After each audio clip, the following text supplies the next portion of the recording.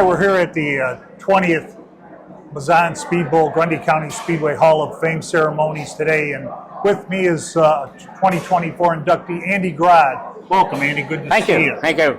Tell us a little bit about your racing career. I know you spent a bunch of years here as far as a photographer and PR man and program seller and et cetera, et cetera. Tell us a little bit about that racing career. Yeah, we had 30 years here.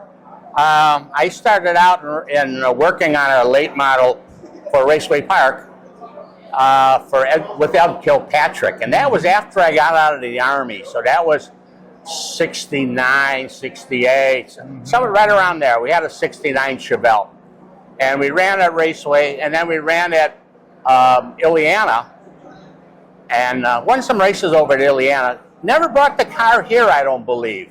I know I came here, and the first time I met Frank Welch, I told him that we have a race car, and I'm thinking of coming here. Can we look at the racetrack? And he invited me to look around, and we watched the race. And but I don't believe we ever raced here ourselves. But had a lot of racing at Raceway Park. Raceway was running 4 nights a week at the time. You could go to a lot of races back then. Oh my God! Yeah. You worked with Ed Kilpatrick on his cars, and then kind of progressed to taking some pictures and writing stories for a couple of local papers there in Illinois, if I recall. How did you get tied up here at Grundy? Tell us a little bit about that, becoming a track photographer. And I don't really. I know that Dan Bain was a track photographer here, and Dan was doing the program also at the time. And Dan needed some help. He didn't do a lot of local newspaper stuff. Right. I don't think anybody was really doing the local stuff. No, I don't believe so. So I found a niche, and I started with black and white. Yep, like all of us. but I did black and white mainly because I developed the pictures at home when I got home, and I was able to mail them out to the places, Midwest, Checkered Flag, Morris Herald, always pretty quick. And I learned pretty early on, old news is no news. Yes, sir. If they don't get the story in a timely manner, they're not going to print anything.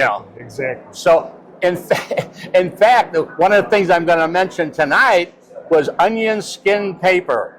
Yes, sir. I used to sit at the bench between the grandstands and the concession stand and handwrite the article with trying to get 12 copies. You only get 4 or 5 good ones, And then at the beginning of the season, I would address 12 envelopes for 18 weeks or 15 weeks.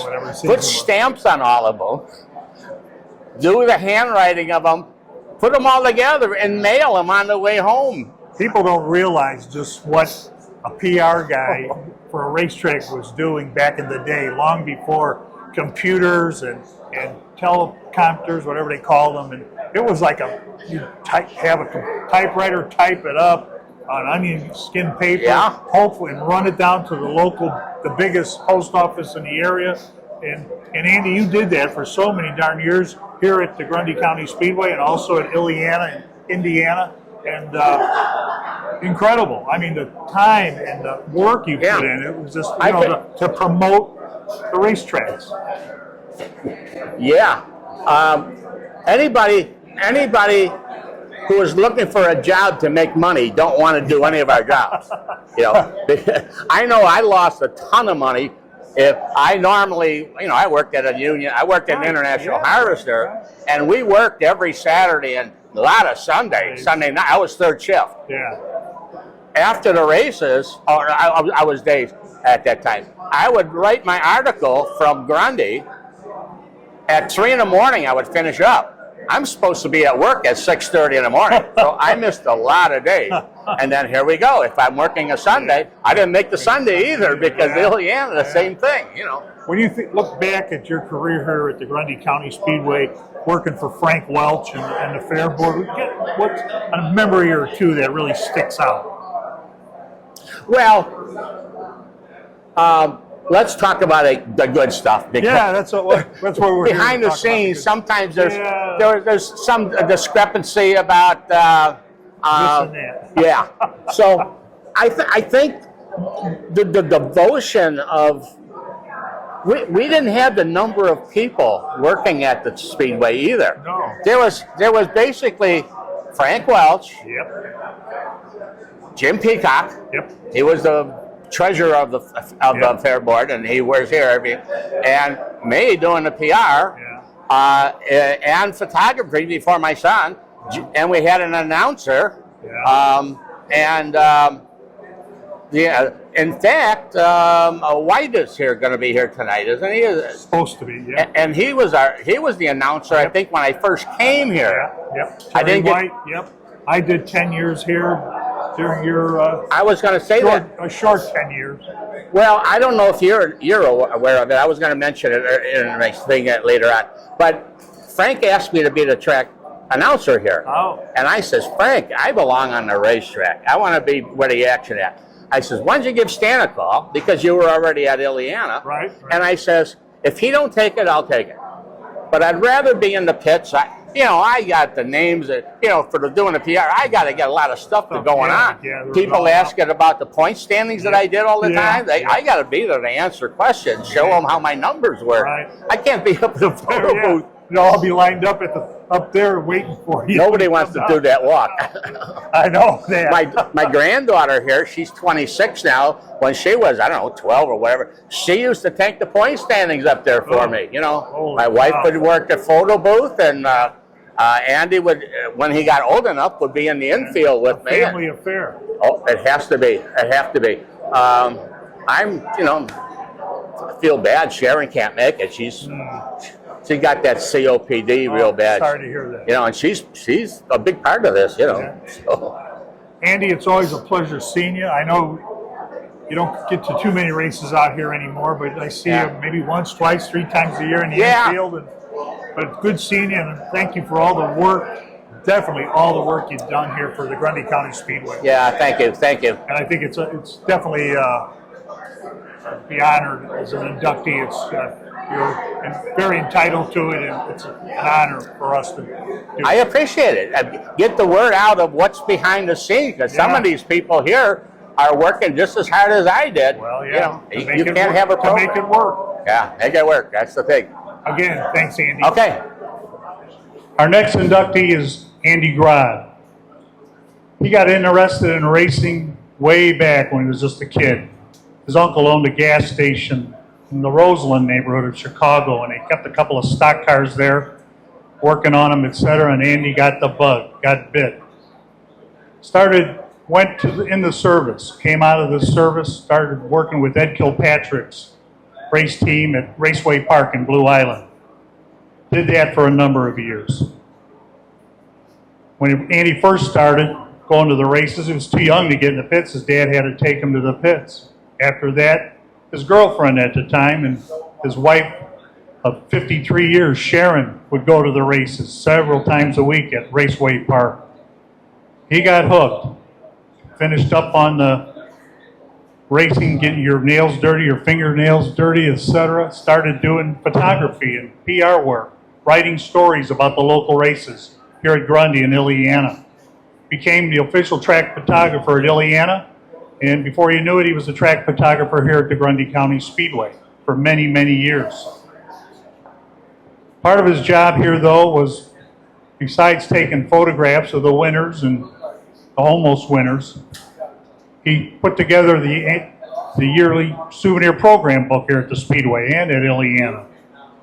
And he also wrote stories, articles, just like Terry Young did. And he never wanted it to say RTL, because if you sent your stories to the race papers and they received them too late, the good old U.S. mail not handling it quick enough, it would come back with a shorter story and just say RTL. That was a no-no if anybody ever wrote for any of these racing newspapers.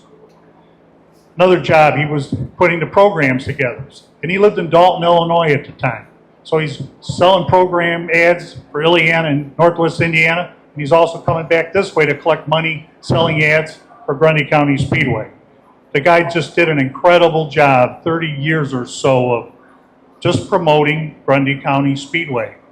So on this warm August day of 2024, it's my privilege and honor to induct Andy Grod into the Mazon Speed Bowl Grundy County Speedway Hall of Fame. Andy Grod. I was trying to find out how long of a speech I could make up here. See the guy way in the back with the checkered flag? If he waves that, you're done. Okay. Or Okay. black flag. I've been slowly going over my notes that I took the first day I heard I was being inducted, and I think I've done it 3 or 4 times, reducing it each time, so I definitely don't have to bore anyone out here. So let me get started. First of all, I'd like to thank the Glenn Myers. Glenn was involved with collecting all my material so that we could get it in the program. The Grundy County Speedway and the Mazon Speed Bowl has been around for what? This is the 20th anniversary of the Hall of Fame, and I'm glad that I was able to be inducted this particular year. Also, I'd like to congratulate all the other inductees, and I won't go through all the names, but everyone that's been inducted. I think that 10 years from now, 5 years from now, you'll realize how important this actually was as being inducted in this Hall of Fame.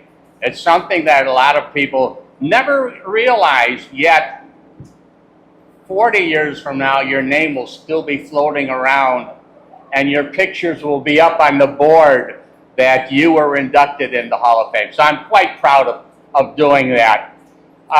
Next, I've been at the induction a couple of times before because I went with Frank Welch. Frank Welch, I worked with him for 30 years here at Grundy County Speedway. I was the PR guy and I was the track photographer and part-time announcer if they needed someone, did the point standing, did the programs, did a lot of stuff.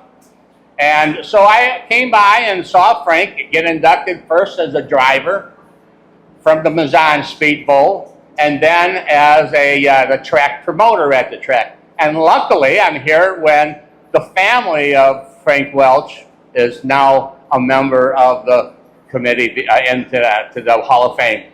The entire Margie, every Friday night out in that dirty area with the cars pulling up, selling tickets for the pit area. Boy, that's devotion.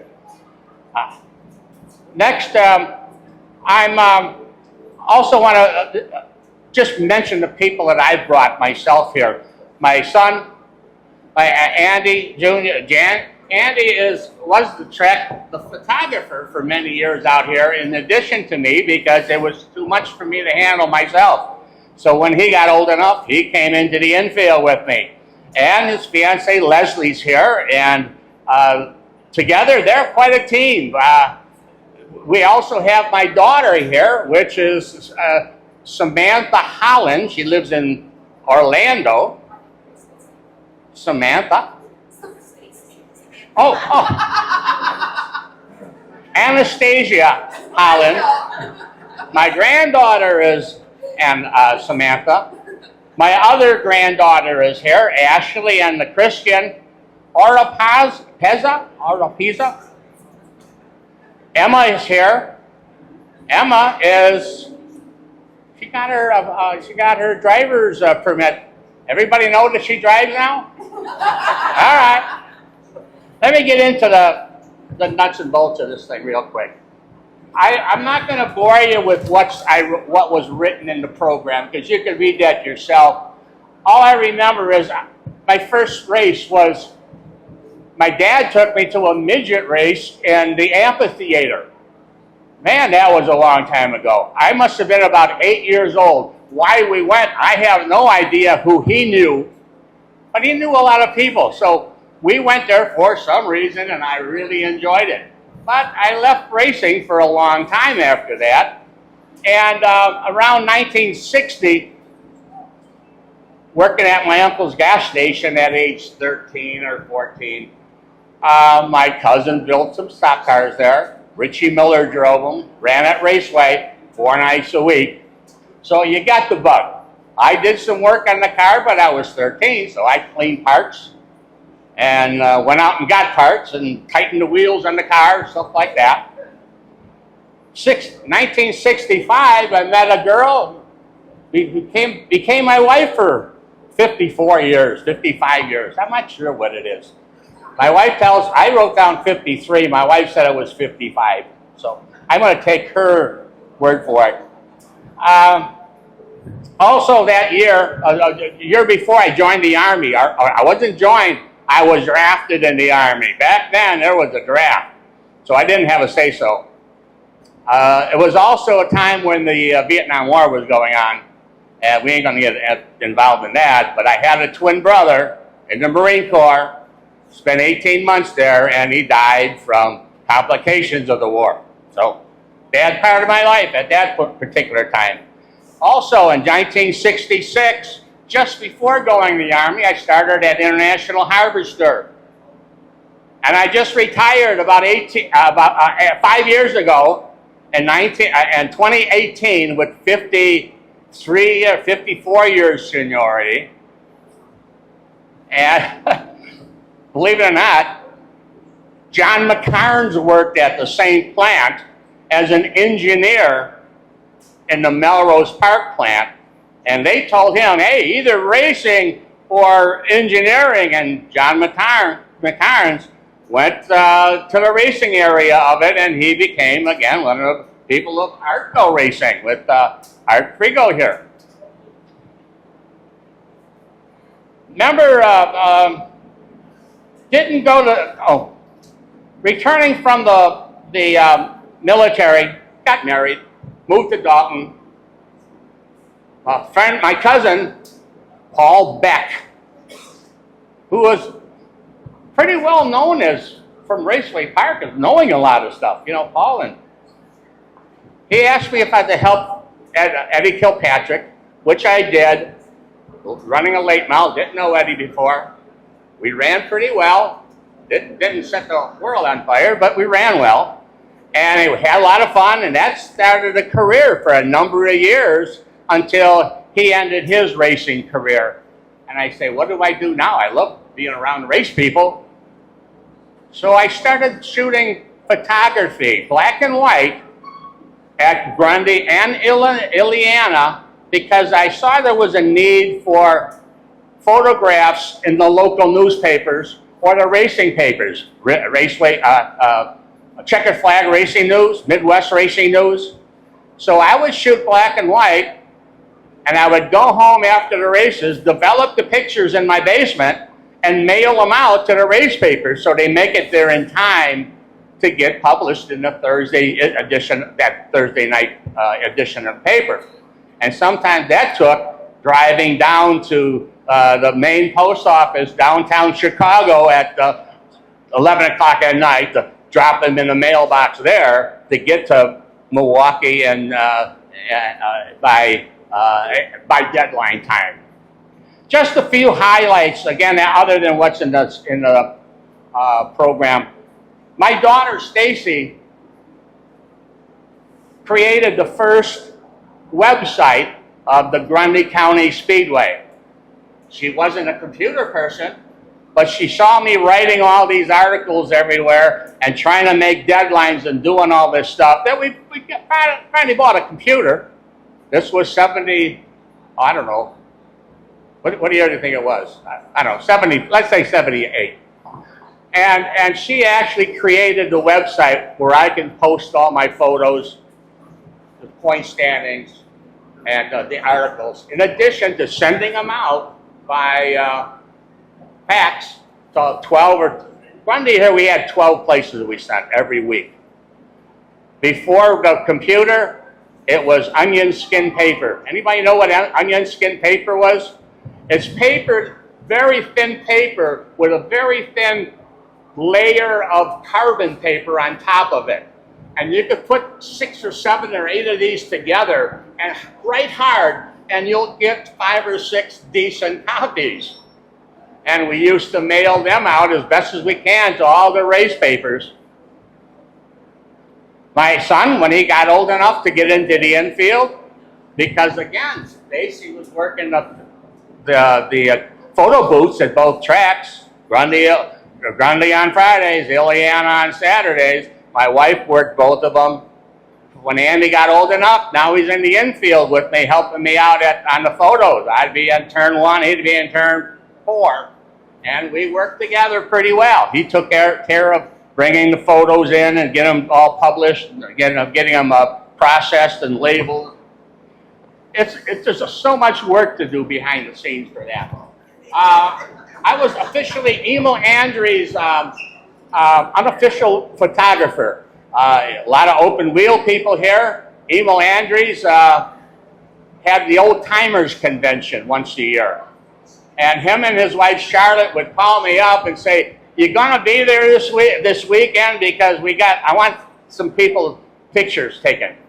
And I would go there, and I would always Charlotte would always make sure that I had a seat at the dinner that night. But I remember photographing the Yellow Submarine. Did anybody ever hear of that? The Yellow Submarine. Wilbur Shaw drove it, I believe, and I think it was like in the 1940s. Someone's going to have to look that up. But it was there. Emil had that brought in from wherever. The 1957 winner of the Indianapolis 500 was there with his car. And that was Sam Hanks that won that year. And they're there along with thousands of photos you could buy, look through, movies going on constantly, and Chris Kanamaki, people like that stature there as a guest speaker. It was quite a program that he had. Too bad that Emil passed away in 1999 at the age of 88. A couple more things. I got involved in NASCAR for a while, and I went to many races. I was there for the 75. First year was 75, when Benny Parsons won the race.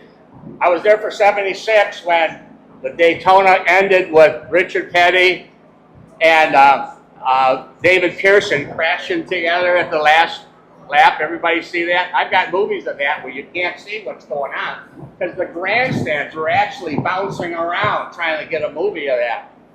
I have 7 big, large photos from Talladega, 1982. Phil Parsons flipped from a crash over in turn 1, and all those photographs, they're probably 18 by 24 photos, are sitting in the International Motorsports Hall of Fame in Talladega with my name on them, in front of the actual car that was upside down and on fire at the end of that flip that he had. Finally, gotta thank my wife. My wife has been a partner in racing for a long time. I didn't know at the time, but her uncle actually worked on Bob Pronger's car. Her uncle was working the concession stand in the pits at Raceway Park for many years, you know. So we got together and we were going to Raceway Park 4 nights a week. If we couldn't afford it, we drove around the back side of the back stretch stands and listened to the announcer talking, and that's probably one of the greatest announcers you would ever hear, Wayne Adams calling the races over there. Then, she would take care of everybody, make sure everything is ready for the next race. And unfortunately, she couldn't be here today because she's got this thing called COPD and doesn't get around too much anymore. And it's a shame because she's part of this group, our family, that made this announcement to get me into this Hall of Fame. And I appreciate both my wife, the family, and again, the committee for their choosing me as a member of the Hall of Fame. Thank you. Andy Grod, everyone.